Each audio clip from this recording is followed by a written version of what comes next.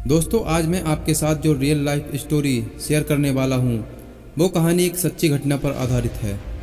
ऐसा क्या है इस कहानी में जो सुनते वक्त मेरे रोंगटे खड़े हो गए थे।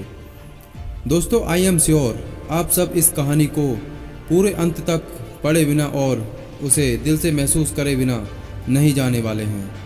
दोस्तों, अगर आप इस रियल लाइफ स्टोरी को ध्यान से अंत तक सुनते हैं तो आपको इस कहानी से कुछ ऐसा सीखने को मिलने वाला है जो आपको आपकी लाइफ में बहुत काम आने वाला है। इसलिए इस कहानी को अंत तक अवश्य सुनिए। 72 दिन तक तपते रेगिस्तान में कैसे जिंदा रहा ये इंसान। दोस्तों, आप अपनी आंखें बंद करके इमेजिन करो कि आप किसी हादसे का शिकार हो चुके हो और दुनिया के सबसे बड़े रेगिस्तान यानी ऑस्ट्रेलिया के रेगिस्तान के बीचों बीच फंस चुके हो। दोस्तों, ऑस्ट्रेलियन रेगिस्तान का एरिया 14 लाख स्क्वायर किलोमीटर का है और ये दुनिया का चौथा सबसे बड़ा रेगिस्तान है। आप इस ऑस्ट्रेलियन रेगिस्तान में गुम चुके हो और आपके पास ना ही पीने के लिए पानी है और ना ही खाने के लिए खाना है। इवन आपके पैरों में पहनने के लिए आपके पास कोई शूज भी नहीं है। खुद को बचाने के लिए आपको कौन सी दिशा में आगे जाना है यह भी आपको पता नहीं है। रेगिस्तान का 45 डिग्री का तापमान आपको हर मिनट जला रहा है। दोस्तों, अब आप आंखें खोलो और भगवान का शुक्र मनाओ कि आपकी ज़िंदगी में आज तक ऐसा कोई हादसा नहीं हुआ है। लेकिन दोस्तों, आज मैं आपके साथ जो रियल लाइफ स्टोरी शेयर करने वाला हूँ वो कोई मनगढ़ंत कहानी नहीं है, बल्कि एक रियल लाइफ स्टोरी है जिसे पढ़ने के बाद आपकी रूह कांप उठेगी। दोस्तों, अगर कोई इंसान ठान लेना तो क्या कुछ हो सकता है, वो आज आप इस कहानी को पूरा अंत तक पढ़ने के बाद जानोगे। तो चलिए बिना समय गंवाए इस कहानी को शुरू करते हैं। दोस्तों, ये कहानी है रिकी मैगी जी की, जिनका जन्म 1970 को ऑस्ट्रेलिया में हुआ था। उनका बचपन पूरी तरह मिडिल क्लास फैमिली के बीच में गुजरा था। टीन एज में ही उनकी फैमिली पर फाइनेंशियल क्राइसिस आ चुका था और इसी बीच उनके फादर की मृत्यु भी हो गई। उनके पास पैसे नहीं थे, इसीलिए उन्होंने अपनी पढ़ाई भी छोड़ दी और जिम्मेदारी का बोझ उनके कंधों पर आ गया। उन्होंने इलेक्ट्रीशियन से लेकर मछुआरे तक और मछुआरे से लेकर वॉचमैन तक सारे काम किए। इतने डिटर्मिनेशन के बाद उनकी लाइफ अच्छी होने वाली थी। 2006 में जब वे 35 साल के थे तब उन्हें वेस्टर्न ऑस्ट्रेलिया की पोर्ट से एक सरकारी नौकरी के लिए ऑफ़र लेटर मिला। इस ऑफ़र को रिकी जी गंवाना नहीं चाहते थे, इसीलिए रिकी जी ने उन जॉब को हासिल करने के लिए वेस्टर्न ऑस्ट्रेलिया में जाना चाहते थे और वे ईस्टर्न ऑस्ट्रेलिया में रहते थे। वेस्टर्न ऑस्ट्रेलिया को फ़्लाइट से जाने के लिए उनके पास इतने पैसे नहीं थे, इसीलिए उन्होंने रोडवे से वेस्टर्न ऑस्ट्रेलिया को जाने का फ़ैसला किया। दोस्तों, यहाँ पर आपको बताना चाहूँगा कि ऑस्ट्रेलिया दुनिया के सबसे बड़े कंट्रीज में 6 रैंक पर आता है। यहाँ तक कि ऑस्ट्रेलिया को मोस्ट ऑफ पॉपुलेशन समुंदर के साइड से 50 किलोमीटर की दूरी तक ही रहती है। मतलब कि ऑस्ट्रेलिया एक बड़े आइलैंड की तरह है जहाँ पर लोग सिर्फ बीच के साइड पर ही रहते हैं, जिसकी वजह से ऑस्ट्रेलिया का मिडिल वाला हिस्सा बहुत सुनसान है। दोस्तों, मिडिल वाला हिस्सा इतना सुनसान है कि वो एक रेगिस्तान बन चुका है। इसी रेगिस्तान वाले एरिया को द ग्रेट ऑस्ट्रेलियन डेजर्ट कहते हैं। दोस्तों, और रिकी जी ने भी इसी रेगिस्तान से जाने का फैसला किया था। उनके पास इस सफ़र में जाने के लिए पैक फूड, पानी और अगर गाड़ी का पेट्रोल ख़त्म हो जाए तो एक्स्ट्रा पेट्रोल भी था। मतलब कि रिकी जी अपनी जर्नी इसके लिए पूरी तरह से प्रिपेयर थे। पर ऐसा क्या हुआ जिसकी वजह से रिकी जी को 72 दिन तपते रेगिस्तान में गुजारना पड़ा। जानने के लिए कहानी अंत तक बने रहिए। दोस्तों, हुआ यूँ था कि जब रिकी जी वेस्टर्न ऑस्ट्रेलिया को जाने के लिए रेगिस्तान से अपनी गाड़ी से जा रहे थे तब रिकी जी को रेगिस्तान ने 3 लोगों मिले जो रिकी जी की तरह रेगिस्तान से सफ़र कर रहे थे और उनकी गाड़ी खराब हो चुकी थी। इसलिए रिकी जी ने इंसानियत दिखाकर उनको लिफ्ट ऑफर किया, लेकिन उन 3 लोगों ने रिकी जी को किसी तरह से ड्रग्स देकर बेहोश कर दिया। और जब उनको होश आया तो उन्होंने अपने चारों ओर देखा तो उनके चारों ओर सिर्फ रेगिस्तान के ढेर ही दिख रहे थे और पानी का कोई नामो निशान तक नहीं था। उन्हें कुछ पता नहीं था कि वो कहाँ पर है। सर पर सिर्फ सूरज की तपती हुई धूप थी और वहाँ का तापमान 45 डिग्री सेल्सियस के आसपास था। उसके बाद उन्होंने खुद को चेक किया तो उनके पैसे, मोबाइल और बाकी का सब कुछ सामान चोरी हो गया था। उन लोगों ने रिक्की जी के पैर के शूज तक चुरा लिए थे और रेगिस्तान में रिक्की जी को एक जिंदा लाश बनने के लिए छोड़ दिया था।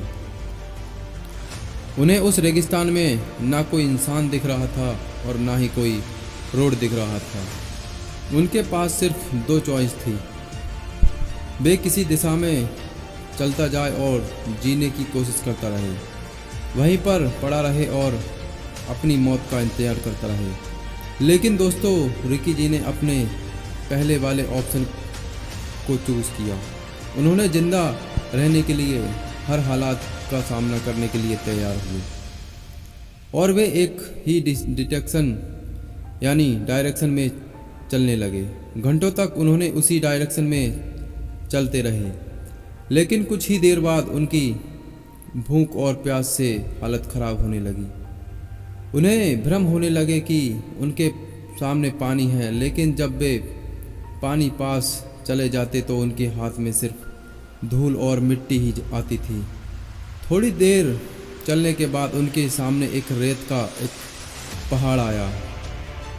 उसके ऊपर चढ़ने के बाद उनको एक सिजनीवल नदी दिखी।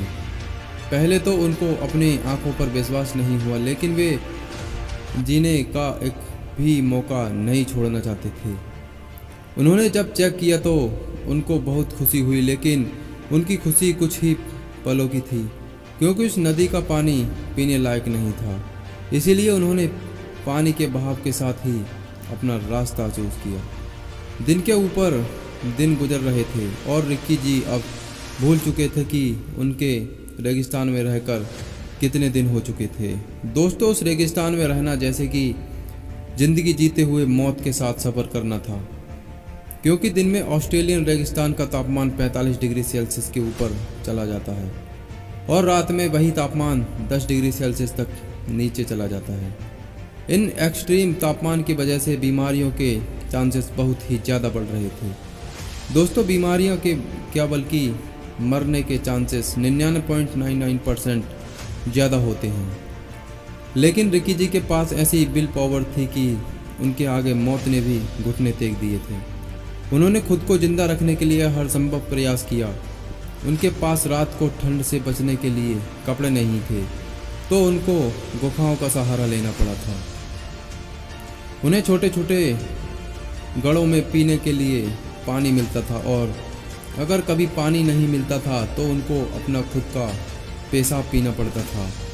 बहुत दिन गुजर चुके थे और हालात बद से बदतर हो चुके थे और उनका वजन भी बहुत ही ज़्यादा कम हो चुका था। अब रिक्की जी की बॉडी भी जवाब देने लगी थी और उनको अब लग रहा था कि मैं अब जिंदा नहीं बचूंगा।